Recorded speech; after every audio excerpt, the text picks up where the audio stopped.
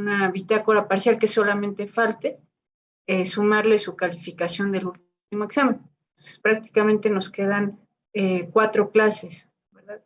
4 clases. Y el primero, o sea, el 30 es el examen, y el primero sería la entrega de sus calificaciones. Entonces, bueno, si ya no hay otra cosa que decir, vamos a comenzar con los temas. Nos faltan dos lecturas. Ya les compartimos la de costo-beneficio, pero voy a terminar la lectura de la crítica post-keynesiana, ¿no? De Steve King. Entonces voy a terminar con la lectura post-keynesiana y ya después lo de costo-beneficio. Bueno, creo que quedó claro cuáles son los postulados, las tesis que está realizando una crítica a Steve King, que es evidentemente al agente racional, a la gente que tiene una preferencia revelada, que cumple ciertos axiomas, ¿no? Entre los más importantes, que las preferencias son transitivas. Que el individuo, el agente económico, es un ser que se va a gastar de entrada todo su presupuesto y por lo tanto va a hacer elecciones. No es un agente frugal, es decir, no tiene un monto de ahorro en un principio determinado. Esta teoría evidentemente va desarrollándose, ¿no? Porque el ciclo de vida de Miller y Modigliani justamente lo que dicen es que el ser humano sí tiene una proporción de ahorro desde que inicia su vida laboral.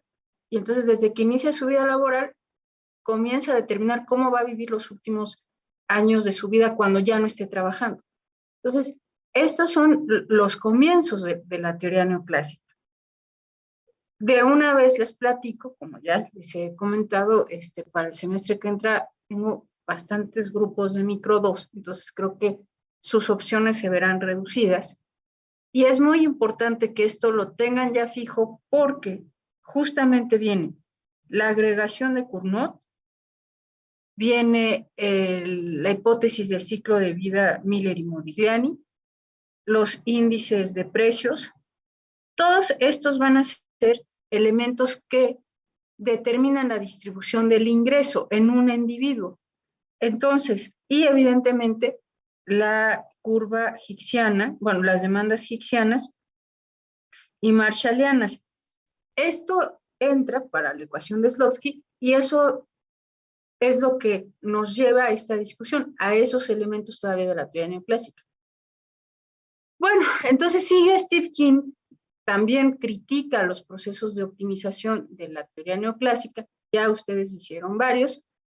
Este proceso de optimización es muy importante porque de este deriva las demandas marshallianas y después verán en micro 2 las demandas hicksianas. De estas dos, la marshalliana y la hicksiana, resulta la ecuación de Slotsky. Al final del día, la ecuación de Slotsky no es más que las elasticidades ante el cambio de los precios y el cambio del ingreso que determinan la cantidad demandada de un bien X y un bien Y. Entonces, lo que va a decir Miller ya en la teoría de la producción, después empieza a hacer una crítica sobre la teoría de los costos. Cuando hace la crítica a la teoría de los costos, parte nuevamente de una elección, pero ahora ya sabemos que es en función de los factores de producción. Ya sabemos que maximizar la utilidad es en función de la cesta de consumo. Y maximizar el beneficio está en función de minimizar el gasto, ¿verdad? Minimizar el gasto, ¿de qué gasto? De lo que realizamos en los factores de producción. Trabajo y capital y la tecnología. Y la crítica que hace Steve King es, no son monótonas. ¿Se acuerdan que nosotros hemos dicho infinidad de veces que nuestra autoridad es creciente, que parte de un rayo del origen y en la medida en que se va desplazando hacia la derecha, esa utilidad va creciendo? Eso ya lo vimos. Esa característica de ser monotónicamente creciente, pues también es en los costos, ¿no? O sea, es más, en los costos vimos que todavía se va a amplificar el efecto. ¿Por qué? Porque el capital fijo puede incrementar la producción, pero no hasta el infinito. Como tiene rendimientos decrecientes, ¿por qué? Porque el capital, si bien va a contribuir a que cada trabajador sea más productivo, pues si el capital está fijo, entonces la dotación va a terminar por individuo, va a terminar agotándose. Esto hace que la crítica de Stepkin a la función de costos, pues esté en que no es monotónicamente creciente, no es una función monotónica de los factores de producción. Otras categorías de análisis es el producto marginal y la tasa marginal de sustitución técnica. Él dice que no existen. Entonces, ¿por qué no existen?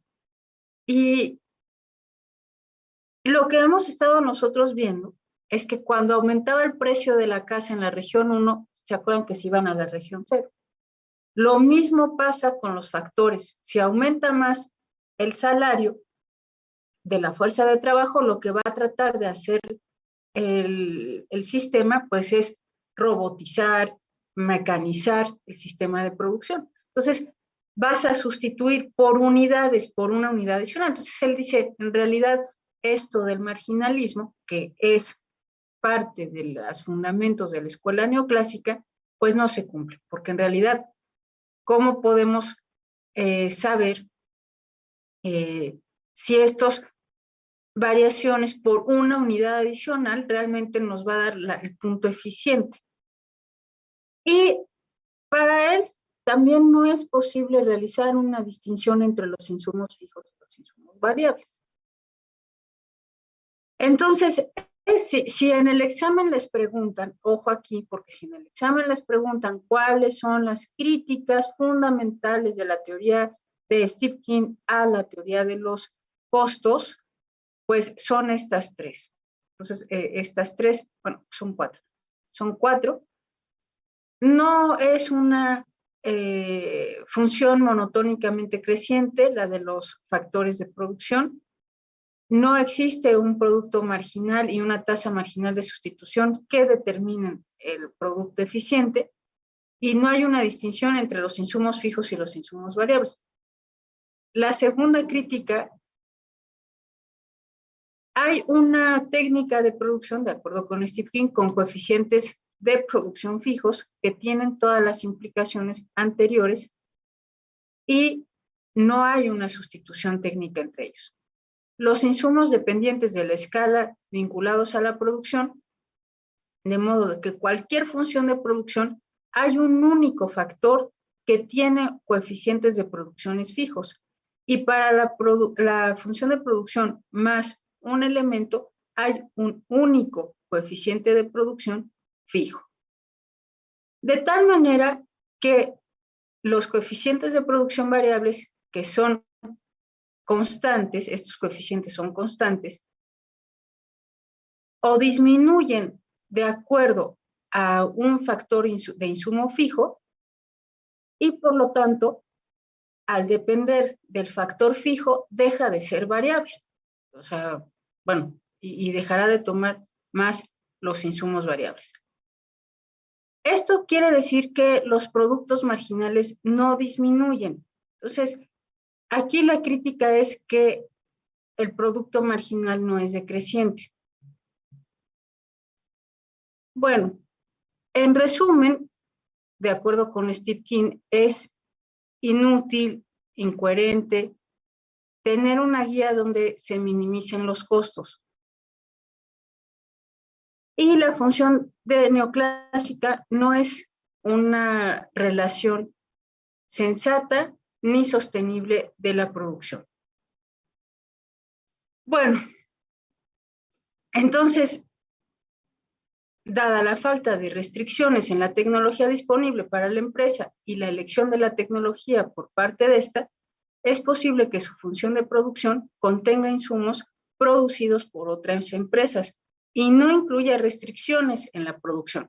La crítica principal también está en, no es una empresa que permanentemente esté actuando bajo restricciones, principalmente presupuestarias, pero tampoco tecnológicas. Por lo tanto,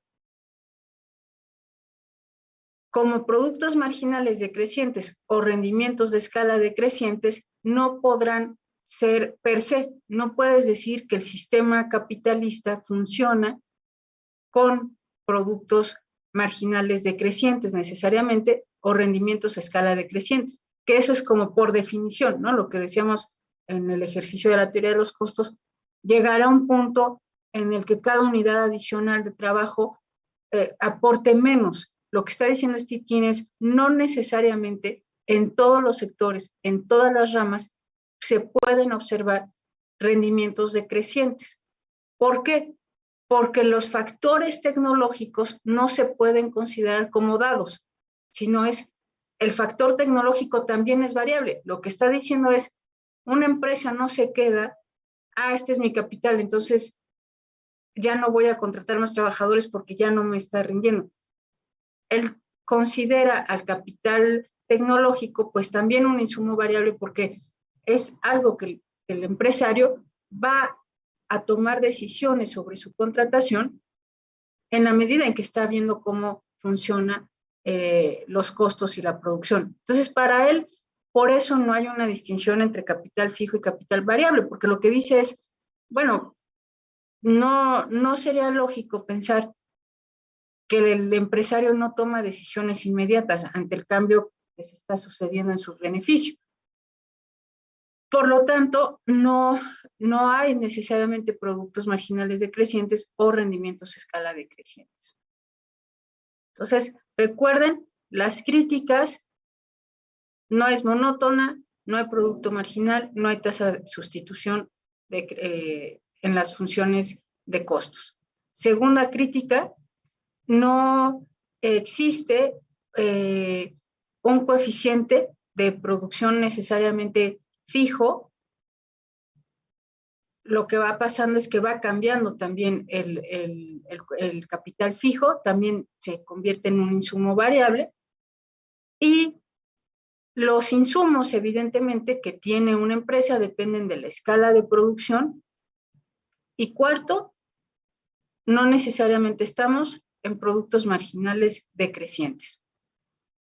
Bueno, ahora, ¿cuáles son? Entonces, si vamos en orden de la lectura, primero vimos el proceso de optimización. Creo que esta, bueno, como ustedes han visto, me apoyan en el resumen. Yo les recomendaría que, sobre todo estos cuatro, sí los puedan volver a leer. Tienen la lectura, ¿verdad, Arendi? Sí se las di. Sí, doctora. Sí, sí les recomendaría, gracias, maestra Arendi, que estos cuatro los volvieran a traducir. Bueno, en apoyo se les da a ustedes la traducción, pero yo creo que esos cuatro sí necesita pulir la traducción. Bueno, ahora las curvas de costo, la demanda de producción y el equilibrio. Vamos a hacer una función donde se minimicen los costos y que esté sujeta a una restricción de salida, y por lo tanto la función lagrangiana es la siguiente. Tenemos una función lagrangiana donde está el ingreso más, evidentemente, lambda, que quedamos que era, al existir solamente una restricción, se ubica una lambda, y ahora, ¿quién tenemos? Pues a la función justamente de los factores menos una función que va a estar haciendo alusión a los costos, y los costos dependen de los factores. Entonces, este es el ingreso precio por cantidad. ¿Qué cantidad? Capital y trabajo. Más lambda, y aquí debe de ser cero. ¿Se acuerdan que esta restricción es igual a cero? Este es un vector de precios, evidentemente. ¿Y de qué precios se está hablando? De los precios de los insumos que están contenidos en X. Este es el factor de insumos. Entonces, este factor de insumos, evidentemente, nosotros los conocemos como trabajo y capital. Tenemos una primera condición. Entonces, recuerden, aquí ya lo que estamos hablando es un lagrangiano, que están los ingresos más una restricción, donde también tiene que estar en el equilibrio, esto es igual a 0. ¿Qué es X supraíndice 0? Lo mismo, ¿no? Las funciones de demanda de los factores de los insumos. ¿Cuáles son los insumos? Tienen un precio. El precio 1, 2, 3, 4, 5, hasta n. De tal manera que todos los insumos que tienen un precio determinarán una cantidad de producción. Recuerden que esa Y ya la habían establecido desde sus primeras ecuaciones como una función, aquí cuando hablábamos del consumidor, de producir una cesta de bienes, y aquí estaba la Y. Entonces, les recomiendo para el examen que vayan haciendo abstracción de las ecuaciones, porque a lo mejor se les pregunta interpretar el modelo. El modelo es, esta es la primera ecuación, la utilidad depende de un vector de bienes y servicios. Esto, si les decimos, ¿qué dice esta ecuación? Que la utilidad depende de un vector de bienes y servicios. Y se va a alterar por un coeficiente mu. ¿Qué dice la segunda ecuación del modelo? Que se optimiza este vector de bienes y servicios en función de una recta presupuestal donde M menos P de Y es igual a 0. ¿Por qué? Porque están en un equilibrio supuestamente eficiente. ¿Qué dice la ecuación 3? Que este proceso de optimización me dará las utilidades marginales. Recuerden que la primera derivada respecto al vector de bienes y servicios es la utilidad marginal, donde las condiciones de primer orden nos determinan las demandas en equilibrio. La demanda en equilibrio para el insumo o servicio 1 hasta n, que depende de los precios y del presupuesto. Eso dice la cuarta ecuación.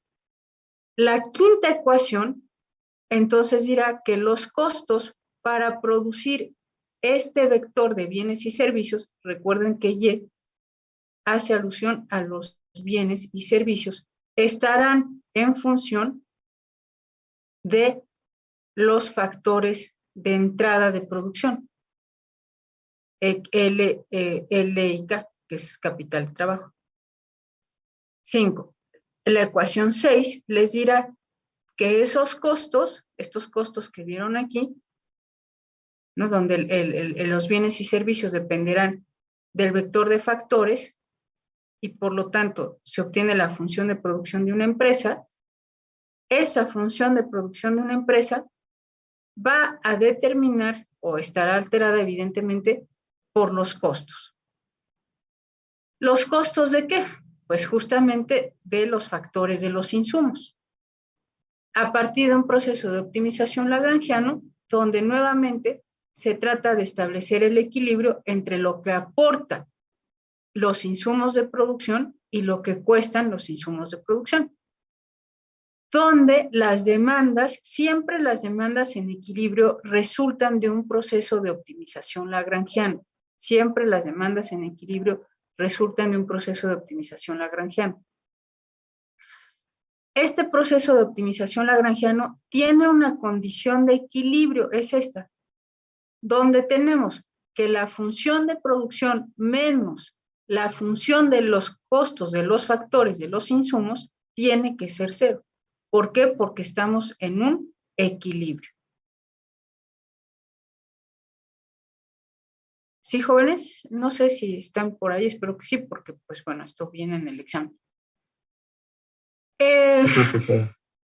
De tal manera, muchas gracias, de tal manera que tenemos las cantidades en equilibrio del factor de insumos, X1, depende de todos los precios que están implicados en la función de producción.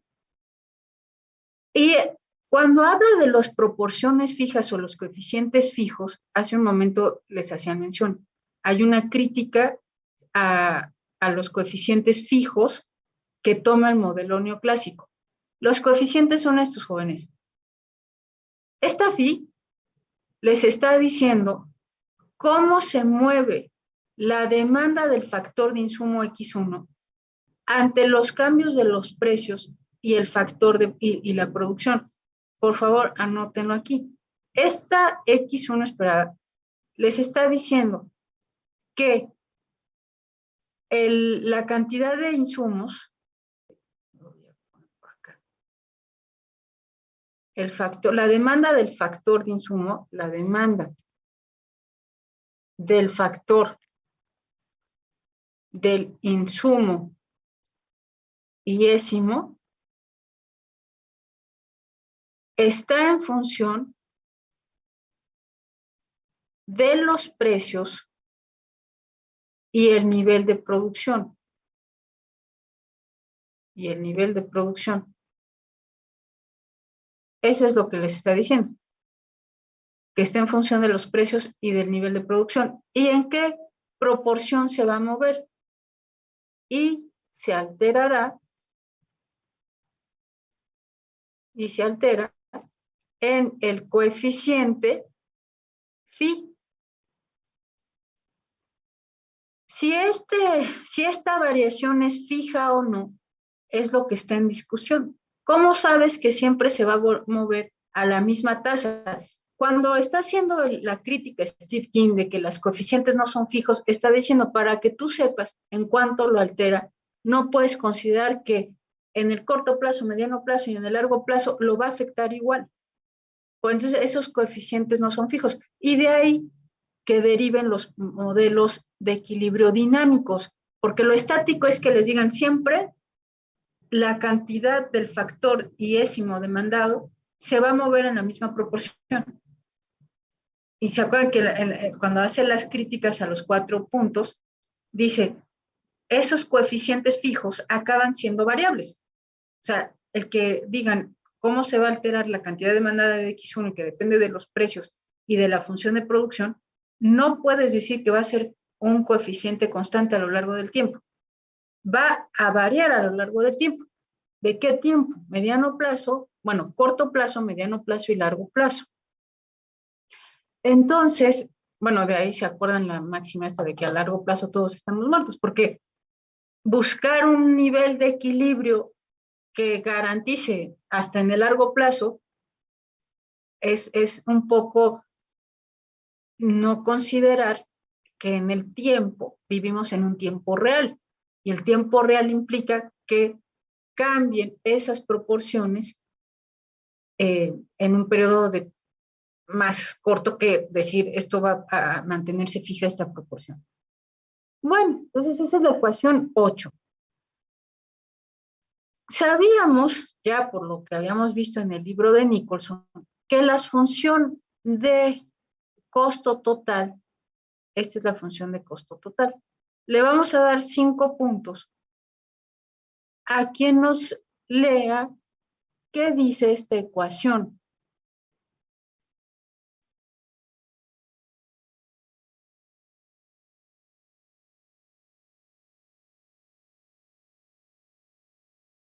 Nadie, bueno.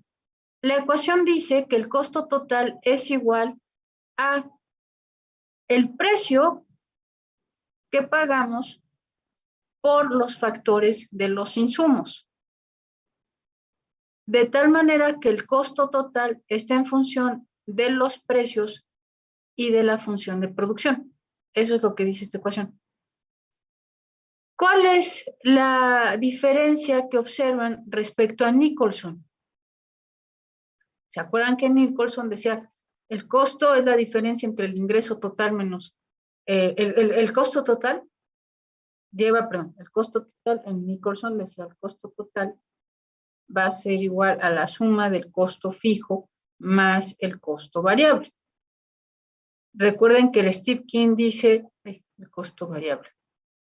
Steve King lo que dice es imposible tener una distinción entre estos elementos en el largo plazo. ¿Por qué? Porque este insumo fijo, el capital fijo, pues en realidad va variando en la medida en que se altera la función de producción. F de X igual a Y. Por lo tanto, lo que es verdad es que el costo total está en función de los factores de insumos, y del precio de estos factores de insumos. De tal manera que el costo total está en función de los precios y de la función de producción, evidentemente, ¿no? O sea, del vector de bienes y servicios por sus precios determinan el costo total. Ahora, a partir de esta función de costos totales, se pueden derivar y delinear fácilmente las curvas de costos estándar de corto plazo y en el largo plazo. Si la tecnología se limitara a generar en algún momento productos marginales decrecientes y rendimientos de escala decrecientes, no habría ninguna razón necesaria para que existieran curvas de costos marginales crecientes a corto y en el largo plazo. O sea, si tú sabes perfectamente que por definición, según la teoría neoclásica, vamos a ir a productos marginales decrecientes y rendimientos de escala decrecientes, lo que dice Steve King es cuál es la conveniencia de estimar curvas de costos marginales crecientes a corto plazo y en el largo plazo. En resumen, sin una función de producción y sus propiedades tradicionales, no es posible establecer en la economía neoclásica una relación funcional entre la producción y los costos. Necesitas partir de estos dos supuestos de los decrecientes para tener una relación entre función de producción y costos. Y lo veíamos en el ejercicio, ¿no? O sea, si no partes del principio que son decrecientes, no vas a estar buscando hasta qué número de trabajadores contratar. Entonces, ahí está el principio de la teoría neoclásica de decir, es que son decrecientes los rendimientos. Eso es lo que hace estar buscando optimización respecto a la fuerza de trabajo contratada. Si no partieras de ese principio, lo que dice Steve King es, ¿cuál sería la búsqueda? O sea, ¿cuál sería lo que estás buscando? Si no partes del principio que son decrecientes. Entonces, cambia el método, obviamente, de análisis. Bueno, entonces, volviendo a la función de demanda de insumos factoriales, que son de producción constantes, y trabajando en el largo plazo, donde tradicionalmente se permite la sustitución de insumos, solamente en el largo plazo para la economía neoclásica puede haber esta sustitución, no en el corto plazo, sino en el largo plazo. Y diferenciando esta demanda de insumos factoriales con respecto al precio, podemos obtener la demanda de insumos de factores de la siguiente forma. Aquí lo único que estamos diciendo es, derive la demanda de insumos factoriales iésima respecto al precio iésimo. Cuando se deriva, se obtiene la función de demanda de insumos factoriales. Y esta función de demanda de insumos factoriales será negativa.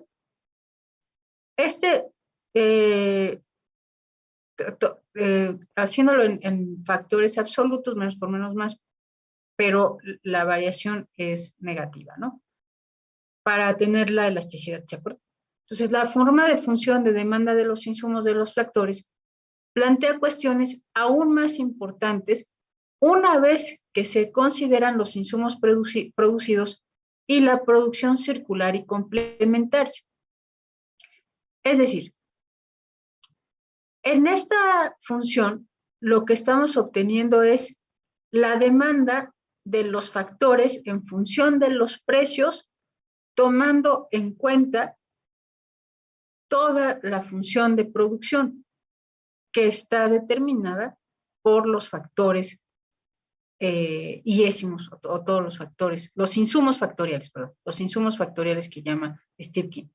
La demanda está determinada por los insumos factoriales, eso es lo que está diciendo. La demanda está determinada por el precio de los insumos factoriales.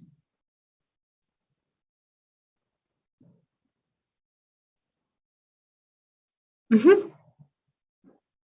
¿Tienen alguna pregunta?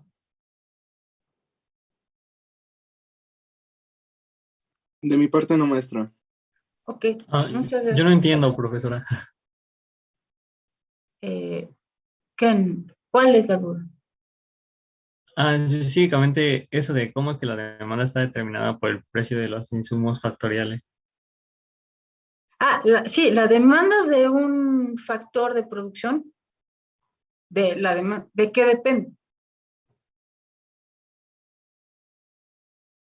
¿De qué depende que contrates un insumo, bueno, que compres un insumo o no? Pues de que tengas dinero. De tu presupuesto. Pero además, De ya tienes el las, dinero. ¿De qué otro factor podría depender? de las existencias. Ajá.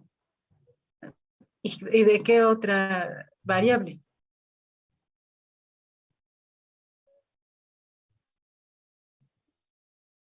No, no sé. O sea, tú no te fijas en los precios cuando compras algo. Cierto. Aquí lo que Los está diciendo es precios. la demanda de los insumos depende de los precios. Los insumos factoriales, él le llama así, Steve King le llama insumos factoriales, pues son los factores de producción. Ok, ok. Ya. Ajá, entonces, ¿de qué depende la demanda de Del, estos insumos factoriales? de los Pues de su precios. precio, ¿no? Ok. Y como tú dijiste, del ingreso, pero aquí estamos determinando la derivada de el insumo iésimo, de la demanda del insumo iésimo esperada en relación al cambio de los precios del insumo iésimo. Entonces, ¿qué te va a dar? La demanda de los insumos factoriales. Sí, Víctor. Nada más decía ¿Cómo? demanda, pero entonces sí sería como más correcto decir la demanda de los factores de la producción o de los insumos factoriales está determinada por su precio, ¿no? Sí, aquí dice, ¿no? La función de demanda de insumos factoriales. Es que como dice solo demanda. Sí, aquí está. La demanda, la función de demanda de los insumos factoriales. Aquí está. No sé si la alcancen a ver. Sí. El profesor. Ajá. Entonces, la función de demanda de los insumos factoriales dependerá de sus precios. Entonces, la demanda está determinada por el precio de los insumos factoriales. Muy bien. Entonces, competencia perfecta y la curva de demanda. ¿Qué nos dice esta parte del apartado de la lectura? Las empresas, bueno, asumimos que la empresa enfrenta un precio de mercado dado de manera exógena, en lugar de la curva de demanda horizontal de la empresa. Cuando habla de la curva de demanda horizontal de una empresa, está determinando que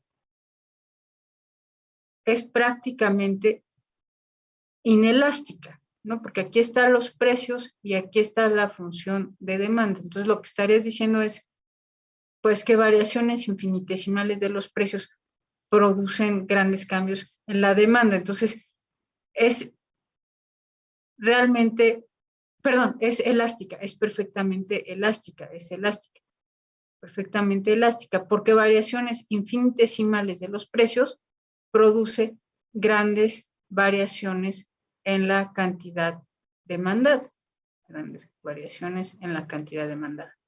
Bueno, Entonces, asumimos que enfrenta un precio de mercado. Este precio es el que está determinado. Y en ese punto, la empresa debe de maximizar su beneficio. ¿Cómo va a maximizar su beneficio? Tomando decisiones de producción donde los costos marginales igualen al precio de mercado. Una regla de hasta dónde producir es que el costo marginal sea, para la escuela neoclásica, el costo marginal sea igual al ingreso marginal. Entonces, ahí va a estar, para la escuela neoclásica, la cantidad óptima de producción. Aquí va a estar la cantidad óptima de producción. El inconveniente general del argumento es que el algoritmo de elección de la empresa para la tecnología y para la producción no producirá necesariamente los máximos beneficios, incluso si el costo marginal se equipara al precio de mercado. Costo marginal igual al ingreso marginal igual al precio. Esta es la máxima de los puntos eficientes para maximizar el beneficio. Costo marginal igual al ingreso marginal igual al precio.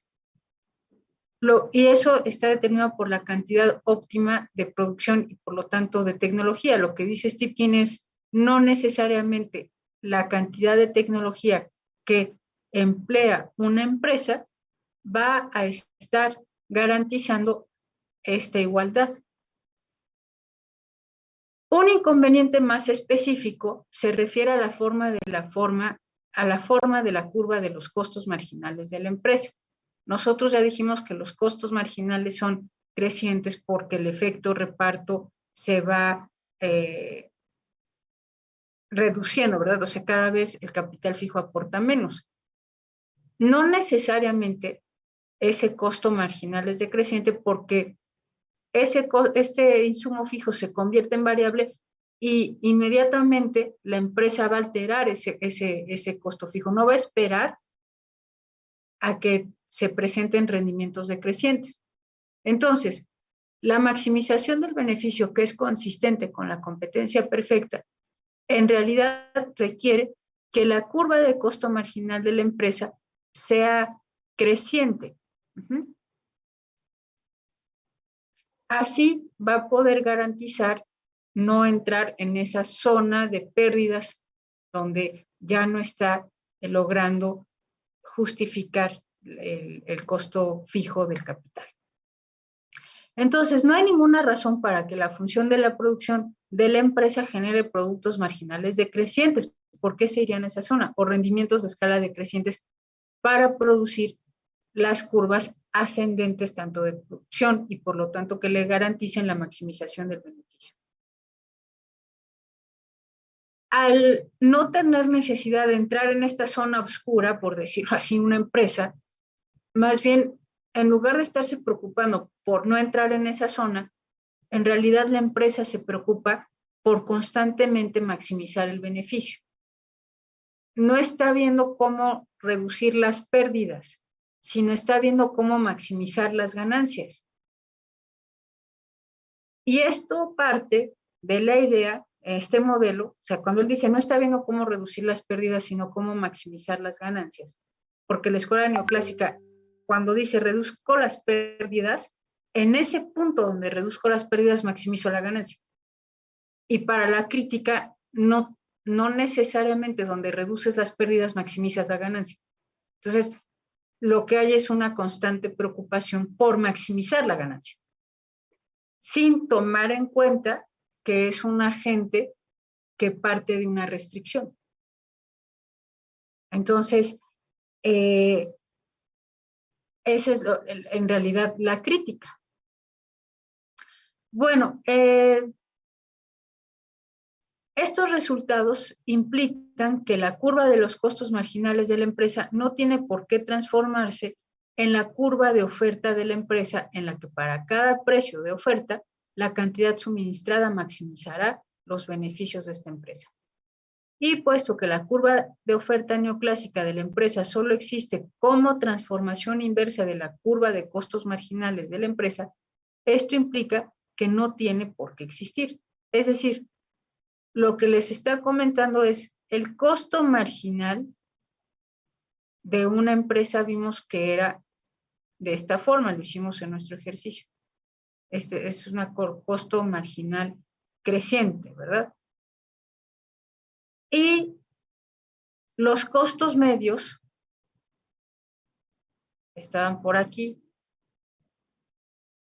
Y había un punto donde ya no me va a convenir seguir produciendo, ¿verdad? Esto lo hicimos. En este punto donde ya no me conviene seguir produciendo porque el costo marginal es superior al costo medio, lo que está manifestando esta relación es la relación entre la oferta y la demanda. Esta oferta de los empresarios está tomando en cuenta que el costo marginal es creciente. Y por lo tanto, lo que va a hacer es aumentar el precio para aumentar el ingreso. Pero si no partiéramos de la idea de que el costo marginal es creciente, porque lo que hace Steve King es decir, esto es creciente porque nosotros lo vimos en nuestro ejercicio, porque hay un momento en que el efecto reparto, que es lo que aporta el capital fijo, ya no se ve superado por el efecto rendimiento decreciente de la fuerza de trabajo. No necesariamente vamos a llegar a este escenario, porque la empresa en realidad lo que se está preocupando es por minimizar los costos y maximizar los beneficios sin llegar a esta zona oscura. Entonces, no tendría por qué existir esta curva de oferta porque no necesariamente los costos marginales son crecientes. Son crecientes porque existen rendimientos decrecientes, ¿verdad? Entonces, ¿cuál es el argumento de Steve King? Lo más importante es que la curva de oferta de mercado con pendiente ascendente genera efectos colaterales no despreciables al afectar a los precios de los insumos de factores utilizados en la propia producción, así como industrias estrechamente relacionadas cuya producción y precios de producción pueden afectar la demanda de mercado.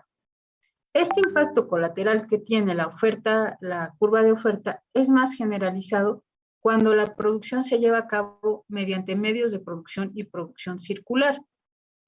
Es decir, cuando estamos en una interdependencia de la economía, es evidente que lo que pase con la producción de los insumos o los costos de los insumos va a acabar afectando la producción de bienes y servicios. O sea, es evidente porque quien produce bienes y servicios compra insumos. Entonces, se va interrelacionando esa economía y acaba afectando lo que sucede en la curva de oferta de una empresa, acaba afectando a otra, porque lo que vende esta empresa es el insumo de otra empresa. Y así se va haciendo un efecto en cadena, una economía circular, donde hay una interdependencia entre quien compra los factores de producción y quien vende los bienes y servicios.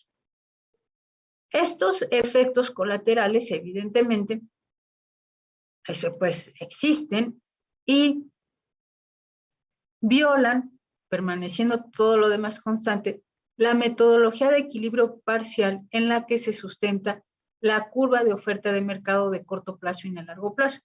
Lo que comentábamos, los modelos no son estáticos, son dinámicos y al haber esta interdependencia no puedes garantizar puntos de equilibrio a largo plazo. O sea, esa es la crítica, los puntos de equilibrio a largo plazo para mercados eficientes que resultan de una curva de oferta que está considerando rendimientos decrecientes, porque hay costos marginales crecientes, no necesariamente existen esos puntos de equilibrio. ¿Por qué? Primero, porque las proporciones o los coeficientes no son fijos, estos que veíamos en cuanto se altera la demanda de un 10º insumo, y cómo va a afectarse esa demanda en función de la producción y los precios, esa proporción no es fija.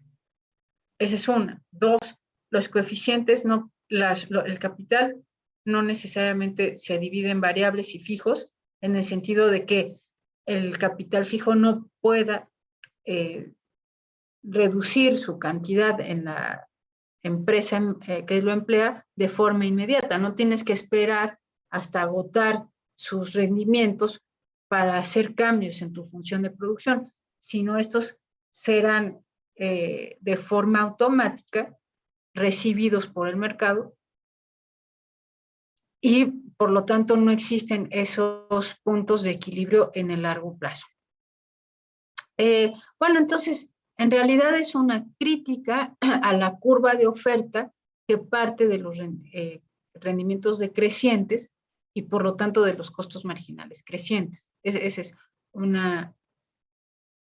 la crítica de Steve King, es a la curva de oferta que parte de la idea de rendimientos decrecientes y por lo tanto costos marginales crecientes.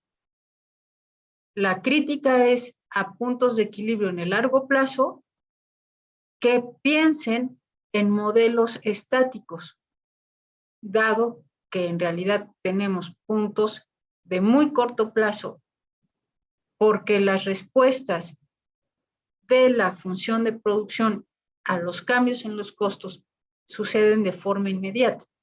No tienes que esperar a entrar a esta región donde el costo marginal superó al costo medio, donde el efecto reparto ya no se ve compensado, no tiene un efecto de compensar al efecto rendimientos decrecientes, que era lo que vimos en la tablita.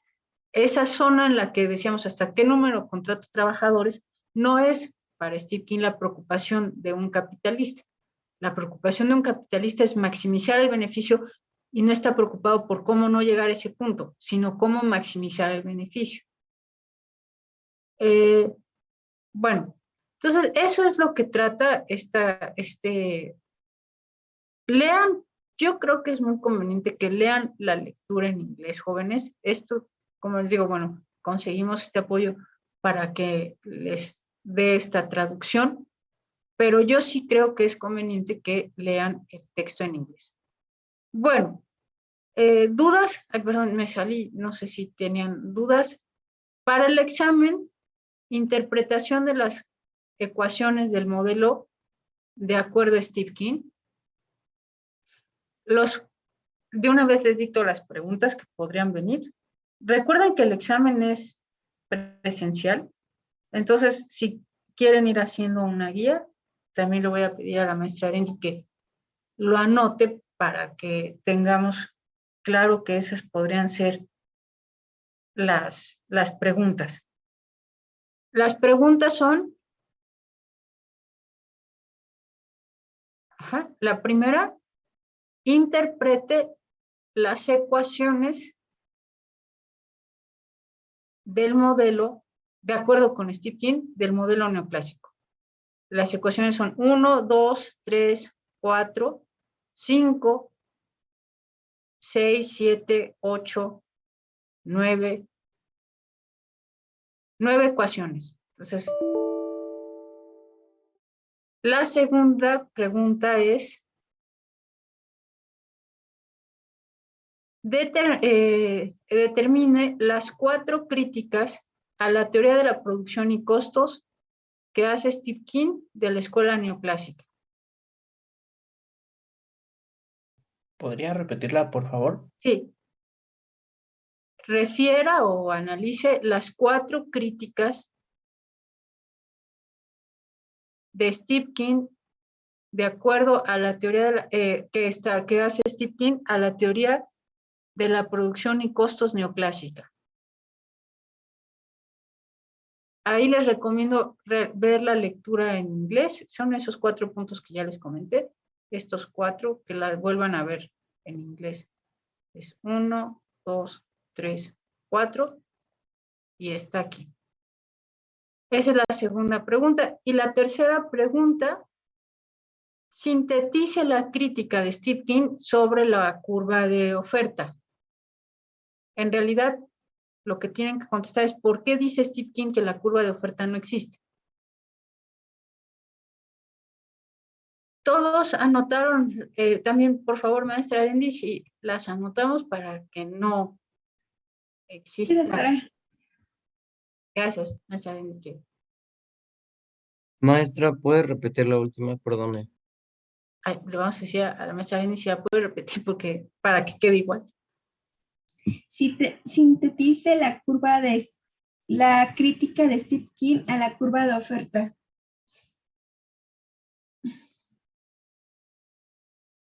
Gracias. De Sí, nada. Víctor.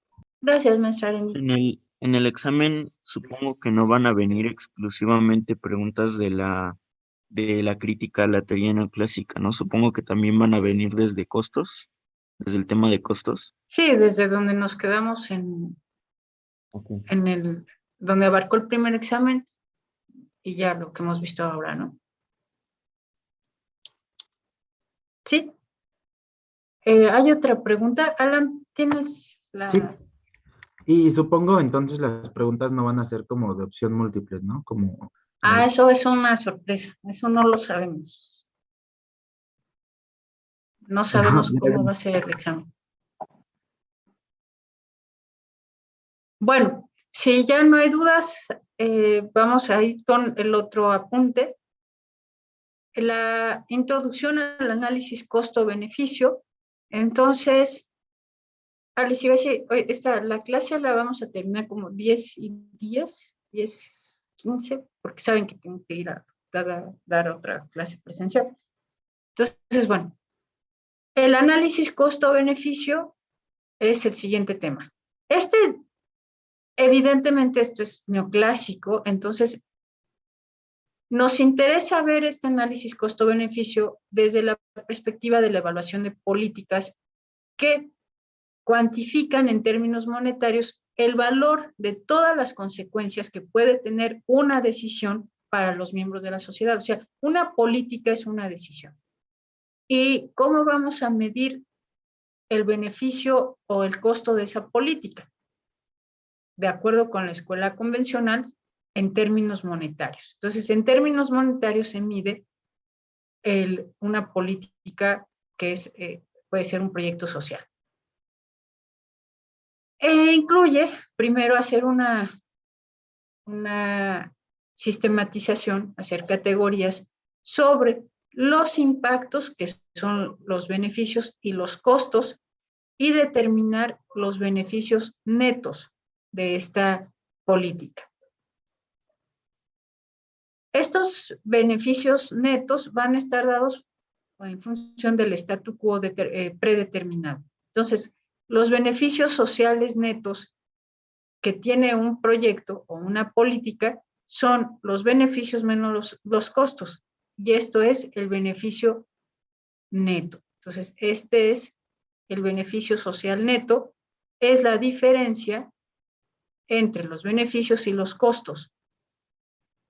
Entonces, para la evaluación de una política es beneficio social neto, que es igual a la diferencia entre los beneficios menos los costos. Que nosotros ya lo vimos en términos de beneficio es igual al ingreso total menos el costo total. Entonces, esa idea va a seguirse aquí. Tipos de análisis del análisis costo-beneficio y sus propósitos. Hay varias categorías para el análisis costo-beneficio. Uno es lo que le llaman la categoría ex ante. Esta es la categoría ex ante. Y parte de un análisis estándar. Se lleva a cabo mientras se tiene bajo consideración un proyecto o una política, antes de que se implemente. Entonces, vamos a ver todos los pros que puede tener un proyecto antes de implementarse. Por eso es ex ante. Ex ante significa, antes de implementar la política, cuáles son los beneficios que observamos.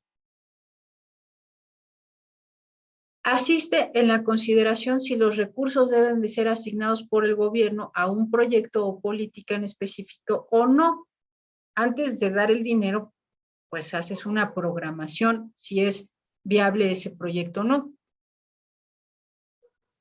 En ese sentido, de acuerdo con el autor, la contribución de este análisis ex ante es que tiene ciertas características. Es decisiones de política pública que se consideran rectas, inmediatas y específicos de la oficina en cuestión, que lo esté implementando. Después está el análisis ex post. Este se lleva a cabo, pues su nombre lo dice, ex post, al final del proyecto. En ese momento, todos los costos están hundidos en el sentido de que han sido utilizados para el proyecto. Si ya realizaste el proyecto, es como lo del Tren Maya, es un claro ejemplo de lo que está sucediendo. Cambiaron el trazo del Tren Maya. Ese cambio de trazo del Tren Maya lo hicieron ex post. Ya habían talado 4 millones de árboles. Incluso ya hay cemento en algunas partes. Pero ahí ya no va a pasar el tren porque ya se dieron cuenta que ahí hay arrecifes. Eso es un costo hundido. Porque ya no hay forma de, bueno, no debía de haber sido así, pero ya no hay forma de evitar el costo. ¿Por qué? Porque el análisis costo-beneficio de ese proyecto, de ese trazo, estuvo expuesto después de hacerlo. Entonces, el valor del análisis ex post es más amplio que el ex ante, pero menos inmediato, ya que brinda información no solo sobre la intervención en particular, sino sobre la clase de las intervenciones que existen. En otras palabras, contribuyen al aprendizaje por gerentes gubernamentales, políticos y académicos acerca de si ciertas clases de proyectos particulares valen la pena. Por eso les digo, el Tren Maya es el claro ejemplo de un análisis costo-beneficio ex post, porque ya está el proyecto en funciones y después determina su valor en función, bueno, en términos monetarios. Para definir su valor en términos monetarios, verificas la utilidad que existe a nivel social. Para verificar esta utilidad pasa por un comité de expertos. Ese comité de expertos te puede decir, una vez que realizaste el proyecto, que ese proyecto no tiene valor monetario en el largo plazo porque no va a funcionar. Otro ejemplo sería el aeropuerto, ¿no? O sea, de verdad, no puedo hacer política, pero es que no hay este análisis ex post.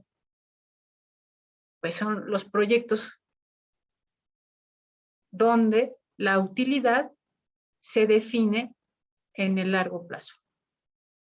La utilidad la ves en el largo plazo y puedes ver que no es creciente, sino incluso decreciente. Bueno, ¿cuál sería la tercera? Alguien que haya hecho la lectura, jóvenes. ¿Cuál ¿Puedo? sería la tercera? ¿Perdón? Sí, Manuel. Bueno, según lo que entendí de lo de lo de CBA, entre el ex ante y el ex post hay un medio, ese es el tercero. Y pues el medio es como, con lo que yo entendí, como lo bueno antes de lo de ex post. Así es como yo lo entendí. Exactamente, Manuel. Entonces, estos puntos, lo que le llaman medias res, al igual que los análisis previos, los análisis de medias pueden influir directamente en la decisión de continuar o no con el proyecto. También existe un cuarto tipo de categoría en el análisis costo-beneficio, y este cuarto tipo es el que compara el análisis costo-beneficio ex ante con un análisis costo-beneficio ex post en términos de medias del mismo proyecto. Pero el otro es la media y este es el que compara. Este análisis comparativo es el más útil para que los responsables de las políticas públicas conozcan la eficiencia de un proyecto que lo determina el análisis costo-beneficio como una herramienta de decisión. Lo que tenemos que tomar en cuenta es, el análisis costo-beneficio es una herramienta de decisión para proyectos de política pública. Este análisis costo-beneficio se sustenta en los factores microeconómicos que ya hemos estado observando. Y lo mejor es tener un punto de referencia para comprender cuál es el valor o la utilidad de un proyecto, o sea, un punto de comparación. La toma de decisiones en función del proyecto. ¿Por qué es útil? Pues el análisis ex ante es muy útil para decidir si los recursos deben asignarse a un proyecto o programa concreto que se está considerando. Un análisis en medias de un proyecto en curso también puede utilizarse para la toma de estas decisiones cuando sea potencialmente factible cambiar los recursos a otros usos alternativos. Entonces, este proyecto ex ante, o sea, un análisis costo-beneficio ex ante, es conveniente para megaproyectos. ¿Por qué? Porque te evitas los costos hundidos de un proyecto ex post. Y también el tener este que está en la media, es evidente que después de realizar un proyecto podrás tener pérdidas, aunque hayas realizado el estudio ex ante. O sea, el que realices un estudio ex ante no te lleva a decir, no voy a tener pérdidas, pero esas pérdidas se van a reducir. Entonces, lo mejor que se puede hacer es tomar un poco de riesgo. Tener en la media es que tomes un poco de riesgo de lo que pueden ser los costos hundidos una vez llevado a cabo el proyecto. Entonces, tomas ese riesgo. Recuerden que para la teoría neoclásica el riesgo se reduce a través de la distribución de probabilidades y eso es lo que genera en la escuela convencional certidumbre. Entonces, aunque un análisis de este tipo puede conducir a la interrupción de programas orientados a los servicios, por ejemplo, los programas de formación financiados por el gobierno, rara vez conducirá a la terminación de un proyecto de inversión física a punto de concluirse como una presa o un puente. O es ex ante o es ex post, pero difícilmente tendrás un análisis de medias estrictamente claro. Ahora, ¿cuáles son los beneficios sociales netos de un proyecto concreto?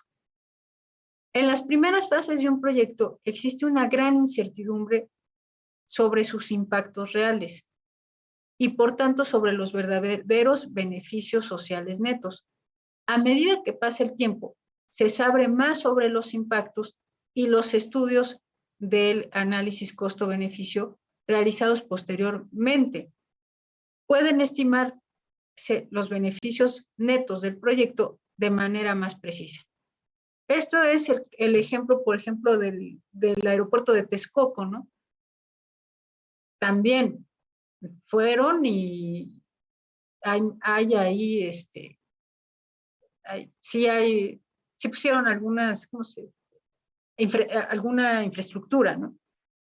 Después ya se evaluó su impacto real y ya se quedó ahí ese costo hundido.